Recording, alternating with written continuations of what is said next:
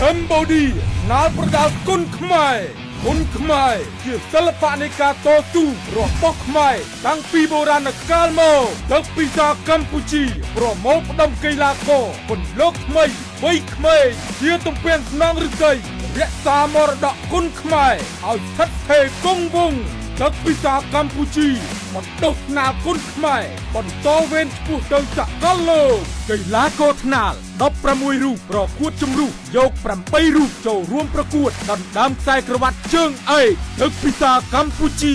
ថ្នាលប្រដាល់គុណខ្មែរប្រភេទទម្ងន់54គីឡូក្រាមរដូវកាលទី3ថ្ងៃសៅរ៍ទី6ខែធ្នូឆ្នាំ2025គូសន្សំពិន្ទុដណ្ដើមខ្សែក្រវ៉ាត់រិទ្ធីសុខឿនប៉ាពេជ្រសុភ័ក្រចៅលូសុផាន់ណាប៉ា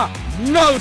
រាជស័ក្តិតើនរណាអាចឈានទៅរកម្ចាស់ខ្សែក្រវ៉ាត់ជើងឯកនេះជាមួយគ្នានេះក៏មានការប្រកួតគូមិត្តភាពជាតិនិងអន្តរជាតិចំនួន6គូបន្ថែមទៀតមាសដែលជាប៉ាអាមីតមកពីប្រទេសបារាំងមាសអារៈប៉ាអរជុនការគី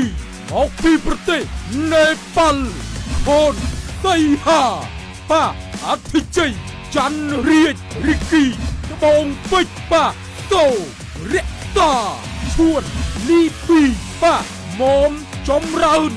ខូនទីងតាន់ប៉ាវិបុលចៅពេជ្រសូមចូលរួមទស្សនាផ្ទាល់រៀងរាល់ថ្ងៃសៅរ៍ចាប់ពីវេលាម៉ោង 6 ល្ងាចតទៅនៅស្ទូឌីយោប៉ូលេខ 5 ព្រែកកំពឹសម៉ាស៊ីនត្រជានិងផ្សាយផ្ទាល់តាមទូរទស្សន៍ប៉ូលេខ 5 តាម App YouTube និង Facebook ប៉ូលេខ 5 និងនៅលើទំព័រ Facebook Page ផ្លូវការរបស់ទឹកពិសាកម្ពុជាផងដែរនាំមកជូនផ្ដាច់មកដោយទឹកពិសាកម្ពុជាបន្សុទ្ធគ្រប់ដំណក់ជាមួយបច្ចេកវិទ្យា Smart Report Filter